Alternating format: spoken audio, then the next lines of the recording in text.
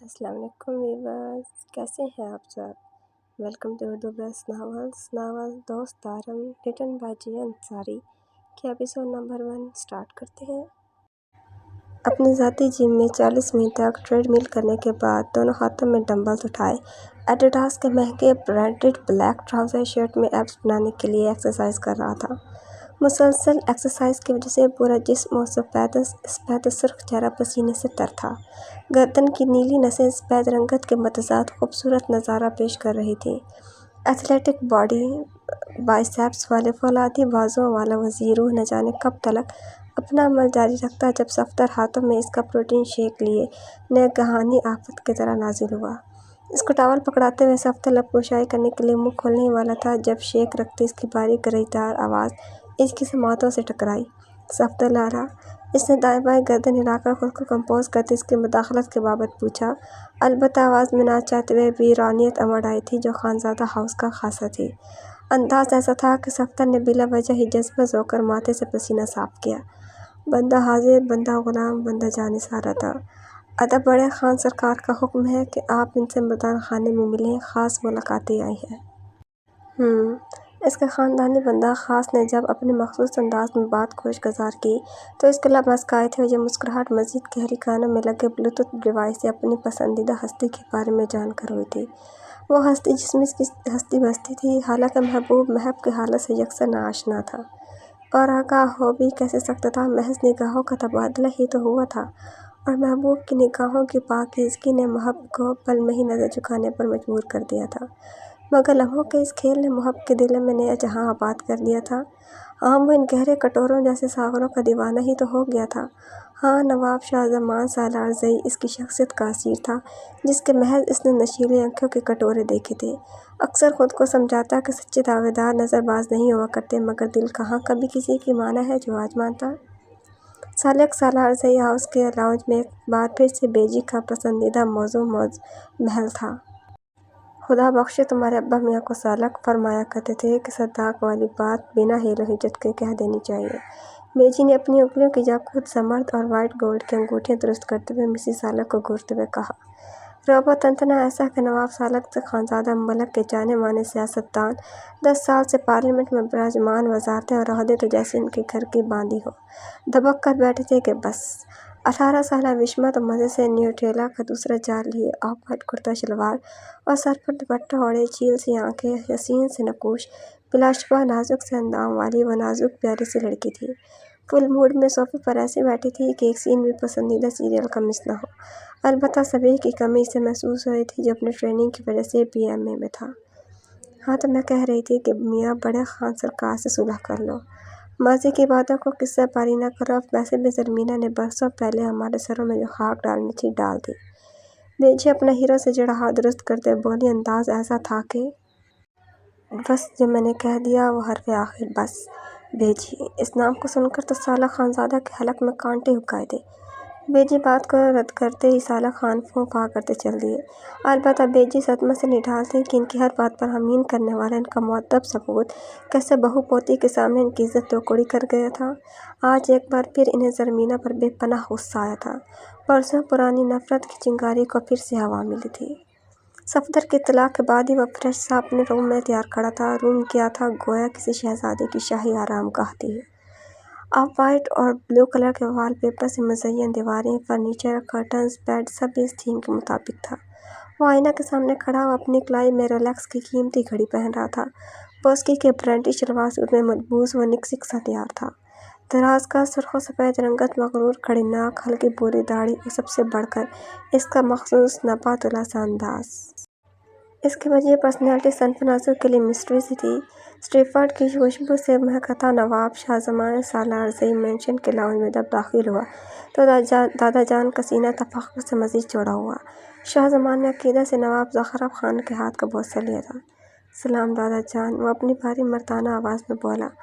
वशमाले ज़मा शहज़ादा, मेरा शहज़ादा। नवाब ज़फ़र ने आगे बढ़कर इसे सीने से लगाया। पोते को देख कर तो इनका सिर खून पड़ जाता था। 8 साल यूरोप में गुजार कर हार्वर्ड यूनिवर्सिटी से डिग्री लेकर एक हफ्ता पहले ही सवात पहुंचा था। दादा जान आज दूसरे शहर से आए थे और इसलिए आज इनसे मुलाकात हुई थी। وہ پوری آن بان سے 3 سیٹر صوفے پر براجمان ہوا تو دادا جان بولے، اس سال الیکشن میں ہمارا وارث نواب شاہزمان خان سالارزئی ہماری آبائی سیٹ پر لڑے گا۔ زخرف خان نے رعونت سے سیاسی عہدیداران اور میڈیا کی موجودگی میں اعلان کیا۔ اعلان کے ساتھ ہی لاؤنج میں تو گویا ہلچل سی مچ گئی تھی، البتہ میڈیا کو ہٹ نیوز مل گئی تھی۔ جی ناظرین، ہم آپ کو بتاتے چلیں کہ نواب شاہزمان سالارزئی اس سال الیکشن میں اپنی آبائی سیٹ پر لڑیں گے۔ جی ہاں ناظرین، وہی سیٹ پر جس پر 10 سالوں سے نواب صالح خان براجمان ہے۔ تو کیا یہ سب فیملی پولیٹکس کا حصہ ہے؟ سوچئے۔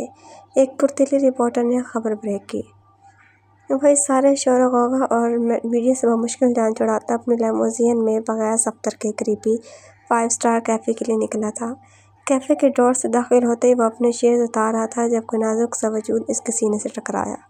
اس نے 2 قدم پیچھے ہو کر اور ایک ہاتھ سے مقابل کے دونوں ہاتھوں کو پکڑ کر اسے گرنے سے بچایا اور خود سے دور کیا، جبکہ وشما کی تو آنکھوں کے آگے جگنو آ گئے تھے۔ وہ ششدر سی کھڑی تھی، اس بات سے بے خبر کہ اس کا دوپٹہ اس کے چہرے سے سرک گیا ہے۔ وہ مسحور سا اسے دیکھ رہا تھا، وہی کاجل سے لبریز نین کٹورے جس کا وہ مداح تھا، دودھیا رنگت، حسین نقوش اور تھوڑی پر چھوٹا سا گڑھا۔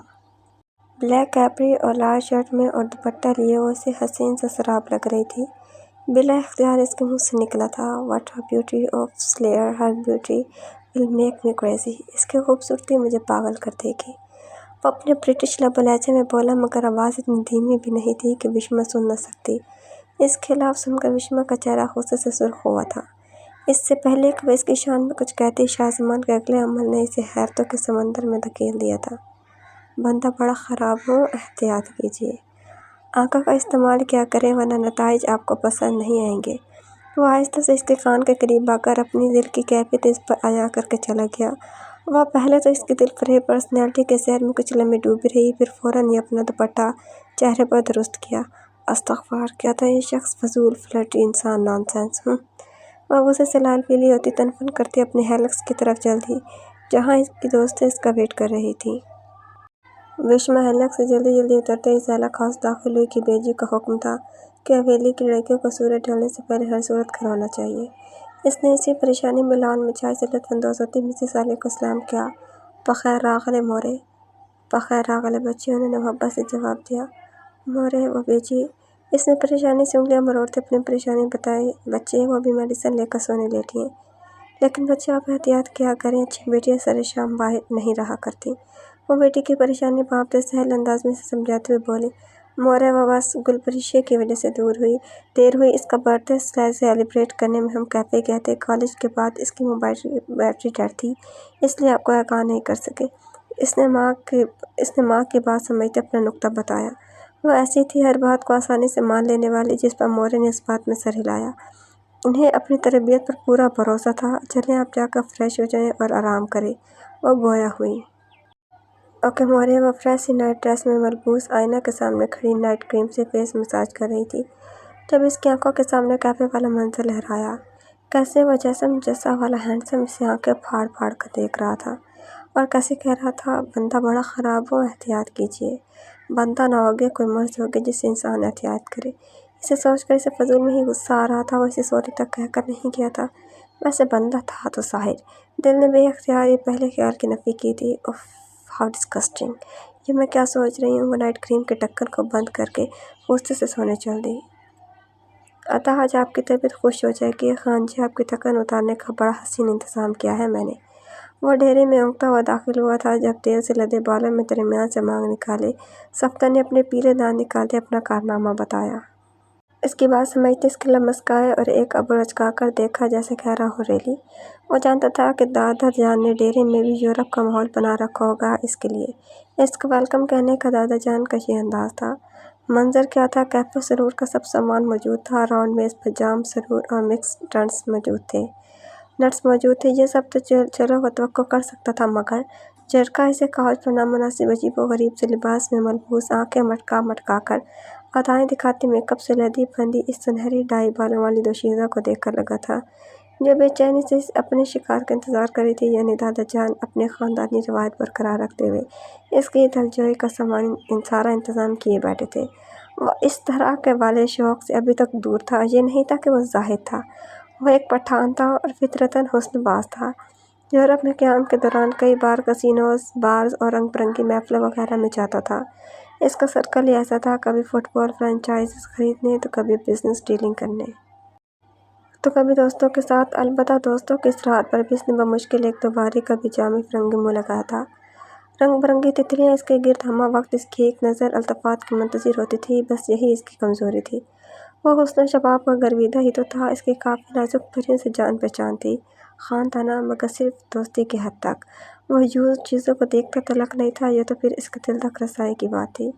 لیکن آج اسے اس اب میں کوئی اٹریکشن محسوس ہو رہی تھی، شاید دل کی حالت بدلی تھی اس لیے۔ وہ حسینہ لپک کر اسے چپکنے کی تیاری میں تھی جب اس نے ہاتھ کے اشارے سے اسے باز رکھا۔ اس کے چہرے سے بیزاریت آ جاتی، یار صاف کرو یہ سب اور اس بی بی کو بھی فارغ کرو۔ وہ صفدر کو حکم صادر کرتا، پاکٹ سے قیمتی الیکٹرک سگریٹ نکالتا ڈیرے میں موجود اپنے روم کی طرف چل دیا۔ پیچھے صفدر اس ماڈل کو سمجھاتے بجھاتے 2 لاکھ کا چیک دینے لگا، جو پہلے تو بی بی والے لفظ پر سکتے میں تھی اور پھر تان نکلتے صفدر کی دوسری آفر پر۔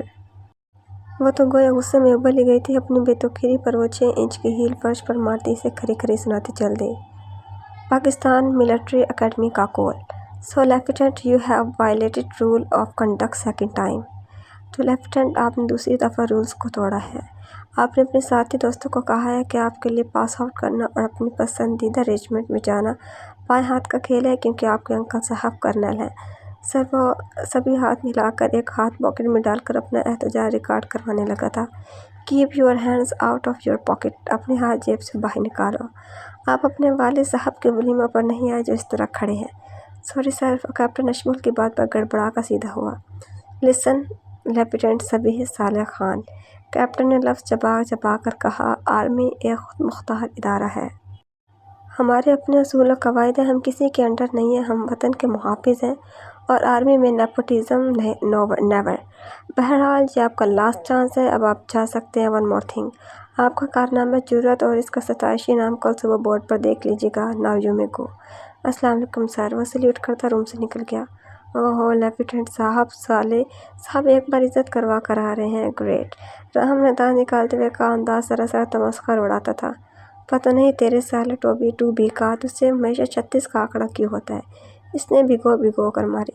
مجھے تو لگتا ہے اپنے کیپٹن صالح کی بدولت میرے آنے والے بچوں نے آنے سے پہلے ہی یتیم ہو جانا۔ اس کی بات پر سبھی نے افسوس سے کہا، بیٹا بچوں کو چھوڑ، اگر کیپٹن صاحب کو پتہ لگا کہ تو انہی کے گھر میں نقب لگانے کی تیاری میں ہے تو اگلے 6 ستمبر کو ہم تیرے لیے بھی فاتح خوانی کر رہے ہونا ہے۔ ہائے راہ عشق کے مجاہد، میدان کا راز عشق میں اترتے ہی کیپٹن صالح کے ہاتھوں شہید ہو گئے۔ راہم نے بھرپور ڈرامائی انداز میں گل افشانی کی، اور اس کی بات پر اسے 16 سالہ ایزا یاد آئی جو پچھلے برتھ ڈے پارٹی میں پنک سنڈریلا آؤٹ فٹ میں کیسے پورے اشتیاق سے گلا پھاڑ پھاڑ کر اسے سبھی بھیا کہہ کر پکار رہی تھی۔ اس کے تو سارے زخم ہرے ہو گئے تھے۔ راہم، اگر تم نے مزید ایک لفظ بھی منہ سے نکالا تو قسم سے نیکسٹ ڈرل میں توپ کی جگہ تمہیں لگا کر چلا دینا ہے۔ وہ چلتے چلتے PMA کے کوریڈور سے اپنے مشترکہ روم میں پہنچے۔ جارو، میں کہہ رہا تھا، نہیں ایسا ہی مجھے لگتا ہے کہ مطلب ہے کہ خدا نہ کرے اگر تم بے نام و نشان دنیا سے چلا گیا تو۔ اسے بیٹھے بیٹھے نئی فکر ستائی، کیونکہ سبھی شوز اتارتے ہاتھ بے اختیار رکے تھے اور اسے تنبیہی نظروں سے اسے دیکھا تھا۔ نہیں، میرا مطلب ہے کہ ہونے والی بھابھی صاحبہ بھی خود بچی ہیں، اور میرا نہیں خیال کہ سائنس نے بھی اتنی ترقی کی ہے کہ بچی TCS ہوتے۔ اس نے 32 دانتوں کی نمائش کرتے ہوئے کمان کا آخری تیر چھوڑ کر کمرے کے دروازے کی طرف دوڑ لگائی۔ اللہ کرے تو مر جائے، ناخلف انسان! سبھی ہاتھ میں بیٹل لیے اس کے پیچھے لپکا تھا، تجھے ساتھ لے کر ہی مروں گا۔ راہم اپنا آخری سانس بھی چکتا کر گیا۔ صحیح تو کہہ رہا تھا راہم، غلط جگہ دل لگا لے سبھی، اس نے بے اختیار سوچا۔ منہ بولے بھیا کرنے والے کے دل میں مجاز خدا تک کا سفر سہل تو ہرگز نہ ہونے والا تھا، یہ وہ جانتا تھا۔ اسے اپنے ہونے والی بیوی کو پال کر بڑا ہی تو کرنا تھا۔